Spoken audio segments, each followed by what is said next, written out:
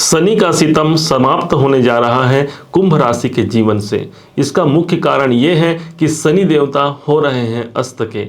यदि आप कैरियर से जुड़े हुए कोई प्रॉब्लम आपके जीवन में बने हुए हैं, कर्म क्षेत्र की अधिकता नहीं बन पा रही है, हमारे कर्तव्यों का मुकाम हमें प्राप्त नहीं हो पा रहा है, हमने जो मेहनत किया उसका सही सही आकलन सामने वाला नहीं लगा पा रहा है, साथ ही साथ यदि हम शारीरिक रूप से कोई पीड़ा को प्राप्त कर रहे हैं तो ये समझिए अभी का ये वीडियो आपके लिए वरदान साबित हो सकता है। इसका मुख्य कारण ये होगा कि शनि देवता अस्त हो रहे हैं। ध्यान दीजिएगा, हमने अपने पूर्व वीडियो में इस बात की विवेचना की थी कि शनि देवता कुंभ राशि के जीवन में प्रबल योग कारक बनते हैं, अर्थात आपके जीवन में यदि कोई परिवर्तन करा सकते हैं एकमात्र शनि देवता, क्योंकि कुंभ राशि के अपने राशि के स्वामी हैं और पूरे ब्रह्मांड में यदि कोई एक अकेला ग्रह है जो आपके जीवन को परिवर्तन कर सकता है वह है एकमात्र शनिदेव, क्योंकि आपके राशि के स्वामी और मूल त्रिकोण राशि पर ये विराजमान है। लेकिन उसके बाद भी यदि कुंडली में शनि की स्थिति अच्छी नहीं है या फिर महादशा, अंतरदशा, प्रत्यांतर दशा के द्वारा हमें शुभ फल की प्राप्ति नहीं हो पा रही है तो ये समझिए अभी यहाँ पर एक बेहतरी का विकल्प आपके समक्ष उपस्थित होगा क्या?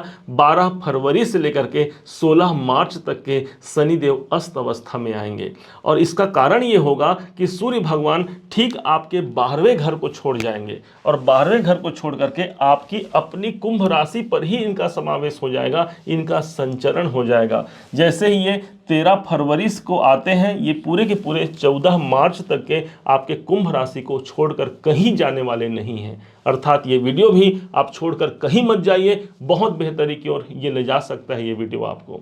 इसका अब प्रभाव जानने का प्रयास करते हैं। शनि देवता आपके लगन पर ही, आपके राशि पर ही समाहित थे। अब जब ये राशि पर समाहित थे तो हमने देखा कि कई प्रकार से शारीरिक व्याधियां हमें प्राप्त हो रही हैं। हमारे अंदर वो कॉन्फिडेंस निकल के सामने नहीं आ रहा है, जहां पर एक बात में हमारी तूती बोलती थी लेकिन वहां पर कोई बात हमारा बेअसर हो जा रहा है। तो ये समझिए शनि देवता अब अस्त अवस्था में आकर के आपको बेहतर परिणाम दिला सकते हैं। यही नहीं, शनि के पास जो दृष्टि है वो तीसरी दृष्टि से आपके संघर्ष और मेहनत भाव पर पड़ रही थी, जिसके कारण से अटूट संघर्ष हमें करना पड़ रहा था और उस संघर्षों का प्रतिफल निकल के सामने नहीं आ रहा था। हमने दिन रात एक कर दिया है अपने जीवन को उन्नत बनाने के लिए, लेकिन उस मेहनत के बाद भी उन्नति का वातावरण देखने को नहीं मिल रहा है। शनि देवता अस्त है, अर्थात आपके संघर्षों का प्रतिफल मिल पाएगा। शनि देवता की एक और दृष्टि है, वो दृष्टि है सीधे आपके सप्तम भाव पर। सप्तम भाव मेरे व्यापार का होता है। यदि व्यापार में मुझे ऊंच नीच की स्थिति दिखती है, किसी न किसी कारण से मेरा व्यापार गड़बड़ स्थिति पर चल रही है, तो यहाँ पर एक सजगता प्राप्त होगी।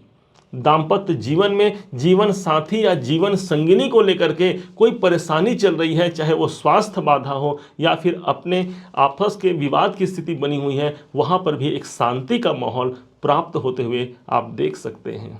यही स्थान आपके जीवन में व्यापार के साथ साथ साझेदारी का भी होता है। तो आपके जो पार्टनर हैं, आपकी जिनसे आपकी साझेदारी चल रही है, वहाँ भी एक शुभत्व की प्राप्ति आप इसी दरमियान पर देखने को मिल सकता है। विशेष बात तो तब होगी जब शनि देवता की दृष्टि आपके 10वें भाव पर पड़ रही थी, जो कि मेरे कर्म का स्थान होता है, मेरे करियर का स्थान होता है। मैंने बहुत कर्म किया है, बहुत मेहनत किया है, एक एक पल को मैंने जिया है अपने जीवन को श्रेष्ठ ऊंचाई पर ले जाने के लिए। यदि उसका प्रतिफल नहीं मिल पा रहा है तो शनि देवता अब अस्त हो गए हैं। अस्त का तात्पर्य होता है कि 0 वाट के बल्ब के समान इनका प्रभाव हो जाना। रहेंगे तो ये यहीं पर आपके अपने राशि पर ही रहेंगे, लेकिन इनका जो नेगेटिव प्रभाव है वो मात्र 0% का होगा। और सूर्य भगवान, यदि पूरे ब्रह्मांड में जो सूर्य भगवान इन्हें जो अस्त कर सकते हैं, ये स्वयं पूरे के पूरे अभी 1 महीने तक आपके अपने राशि पर समाहित होंगे। अर्थात जहां पर शनि की कमी थी उसे पूर्ति करा पाएंगे सूर्य नारायण। इसका शुभ प्रभाव सबसे ज़्यादा जो मुझे लगता है आपके जीवन में मिलेगा वो है आपका 7वां स्थान, क्योंकि यहाँ शनि की भी दृष्टि पड़ रही है और सूर्य की दृष्टि पड़ रही है। देखा जाए तो यहाँ पर मात्र 2 ग्रहों का मिलन नहीं हो रहा है, बल्कि 2 नियति का मिलन हो रहा है। एक तरफ भगवान सूर्य जो ग्रहों के राजा माने गए हैं, सारे संसार को जो रश्मियाँ प्रदान करते हैं अपनी आभा से, वही बनते हैं भगवान सूर्य नारायण। दो अलग अलग ग्रहों का प्रभाव आपको देखने को मिलेगा, जिसमें शनि के प्रभाव न्यून होंगे और सूर्य के प्रभाव अधिक मात्रा में आपको दिखाना पड़ सकता है, अधिक मात्रा में आपको देखने को मिलेगा। अब इसमें यह समझिएगा, सप्तम भाव की जागृति हुई अर्थात कर्तव्यों का प्रतिफल इस समय पर सर्वाधिक मिलेगा। मानसिक अशांति बनी हुई है, किसी कारण से मेरा मन बारंबार अशांत हो रहा है, एक शांति का माहौल इससे बेहतर आपके जीवन में निकल के नहीं आ सकता, इस बात को आप समझिएगा। शनि देवता कर्म के स्वामी होते हैं और सूर्य देवता प्रतिष्ठा के कारक होते हैं। इस कारण से हमारे करियर में यदि हमें मान सम्मान प्रतिष्ठा की कमी दिख रही है, हमारे कर्तव्यों की अनुकूलता हमें प्राप्त नहीं हो पा रही है, तो यहाँ वो समय होगा जो आपके प्रतिष्ठा पर चार चांद लगा सकता है, उच्चाधिकारियों का सपोर्ट मिल सकता है। सूर्य हमारे गवर्नमेंट को रिप्रेजेंट करते हैं, अर्थात सरकार से जुड़े हुए कोई मामले हैं जो नहीं बन पा रहे हैं या हमारा प्रयास हो रहा है वहाँ से कोई बेहतरी परिणाम निकल के नहीं आ पा रहा है, यहाँ पर शनिदेव अस्त के और सूर्य भगवान यहाँ पर प्रभावी होंगे, अर्थात गवर्नमेंट से जुड़े हुए कोई कार्य बन सकते हैं। कैसे? अब इसी गोचर इसी समय पर हम अपने जीवन को एक बेहतरी की ओर ले जा सकें, कैसे एक बेहतर प्रयास को हम करके एक सफलता के शीर्ष मुकाम को प्राप्त कर सकें, इस बात को आप समझिएगा। शनि देवता अस्त हो रहे हैं अर्थात आपके राशि के स्वामी हैं। ध्यान रखिएगा, इस समय पर शनि मंत्रों का जाप आपको श्रेष्ठ सफलता दिला सकता है। ओम सम शनिये नमः या ओम सम शनैश्चराय नमः या नीलांजना समाभासम रविपुत्रम यमाग्रजम छाया मार्तंड संभुतम तम नमामि शनैश्चरम। इस प्रकार से शनि के मंत्रों का जाप कीजिए प्रतिदिन।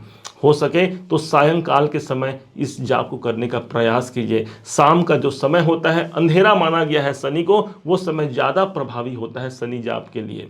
दूसरे तरफ से आप प्रयास कीजिए कि पीपल के वृक्ष में आप जल देना कभी न भूलें और साथ में दीपक प्रज्वलित करें सायंकाल के समय पर। शनि अंधेरा है, यदि हम दीपक प्रज्वलित करते हैं तो वो प्रकाश हमारे जीवन को भी प्रकाशित करा पाता है। दूसरी ओर इस ब्रह्मांड में सबसे ज़्यादा जो एनर्जिक जो पेड़ माना गया है, जिसमें सबसे ज़्यादा ऑक्सीजन होता है, यही हमारे पीपल के पेड़ हैं। अर्थात वहाँ जब हम जाते हैं तो वहाँ से एक एनर्जी, एक जीवंत की हमें प्राप्ति होती है, जो हमारे जीवन को भी एक सफल जीवन बना सकता है। दूसरी ओर भगवान सूर्य के लिए कहा गया है कि भगवान सूर्य को आपको जल अर्पण करना है प्रातःकाल उठ करके, क्योंकि ये आपके अपने राशि पर आ रहे हैं। इस कारण से आपको भगवान सूर्य पर जल अर्पण करना है। कोई विशेष जागृति, कोई विशेष संपदा यदि हम चाहते हैं तो भगवान सूर्य आदि अनादि देवता होते हैं और इसी कारण से भगवान सूर्य ही एक ऐसे ग्रह बनते हैं जिनके साथ में हम नारायण शब्द का यूज़ करते हैं। इसलिए भगवान सूर्य की कृपा लीजिए। भगवान सूर्य नारायण का मंत्र जाप, पूजा पाठ, उन पर जल चढ़ाना, अपने घर के जो पिताजी हैं उनका मान सम्मान करना, उनका आशीर्वाद लेना आपके जीवन को सफल बना सकता है। उम्मीद है आप सबने इसे समझा है, आप सबने इसे जाना है। यदि आपने इसे समझा है, जाना है, मेरे समझाने का प्रयास यदि आपको सार्थक लगा हो, मेरे समझाने का तरीका यदि आपको सार्थक लगा हो, तो हर बार की भांति इस बार भी अपना प्यार भरा लाइक और कमेंट करना कभी मत भूलिएगा। बहुत मोटिवेशन मिलता है हमें कि हाँ, हमने अच्छा कार्य किया है और कुंभ राशि ने उसे सराहा है। और यदि अभी तक आपने चैनल को सब्सक्राइब नहीं किया है, सब्सक्राइब भी कीजिएगा। पुनः एक बार फिर आप सभी का दिवस बहुत मंगलमय हो, इन्हीं शुभकामनाओं के साथ जय श्री राम।